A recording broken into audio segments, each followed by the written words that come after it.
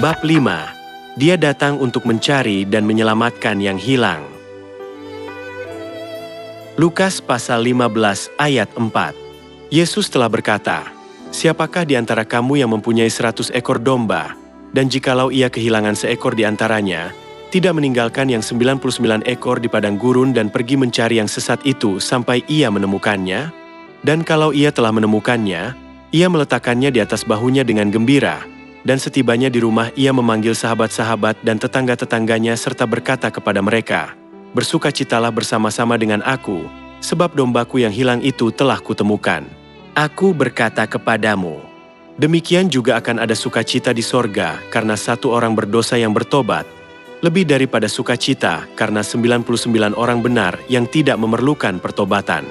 Perumpamaan ini menunjukkan rahasia yang tersembunyi di dalam dunia malaikat. 99 ekor domba melambangkan 99 orang benar yang tidak memerlukan pertobatan. Mereka adalah malaikat-malaikat sorgawi yang disebut anak-anak Tuhan, dan seekor domba yang hilang melambangkan satu orang berdosa yang hilang. Yesus telah kehilangan satu ekor domba dari antara 100 ekor domba. Maka dia datang untuk mencari dan menyelamatkan satu ekor domba yang hilang, karena satu ekor domba itu telah datang di dunia ini. Yesus telah berkata bahwa dia tidak pernah berkata sesuatu pun tanpa perumpamaan, agar dia dapat mencari umatnya. Alasan itu adalah Matius pasal 13 ayat 34. Aku mau membuka mulutku mengatakan perumpamaan. Aku mau mengucapkan hal yang tersembunyi sejak dunia dijadikan. Rahasia Tuhan yang tersembunyi sejak dunia dijadikan merupakan rencana penebusannya, bahwa dia telah memilih kita di dunia malaikat. Yesus telah berkata, Matius pasal 13 ayat 10, "Kepadamu diberi karunia untuk mengetahui rahasia kerajaan sorga, tetapi kepada mereka tidak." Matius pasal 13 ayat 14.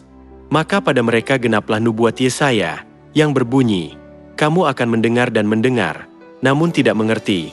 Kamu akan melihat dan melihat, namun tidak menanggap. Sebab hati bangsa ini telah menebal, dan telinganya berat mendengar, dan matanya melekat tertutup, supaya jangan mereka melihat dengan matanya dan mendengar dengan telinganya dan mengerti dengan hatinya, lalu berbalik sehingga aku menyembuhkan mereka." Firman ini bermaksud bahwa dia akan menyelamatkan orang yang terpilih dalam Kristus sebelum dunia dijadikan, bukan?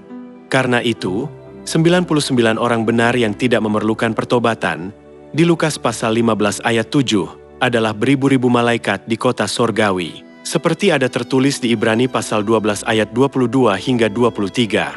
Bukit Sion, ke kota Allah yang hidup, Yerusalem sorgawi dan kepada beribu-ribu malaikat, suatu kumpulan yang meriah, dan kepada jemaat anak-anak sulung, yang namanya terdaftar di sorga, dan kepada Allah, yang menghakimi semua orang, dan kepada roh-roh orang-orang benar yang telah menjadi sempurna. Mengenai pemilihan dari Tuhan, ada seorang yang mencobai Tuhan berbicara, "Jika Tuhan telah memilih aku akan diselamatkan, dan jika tidak, aku tidak akan diselamatkan."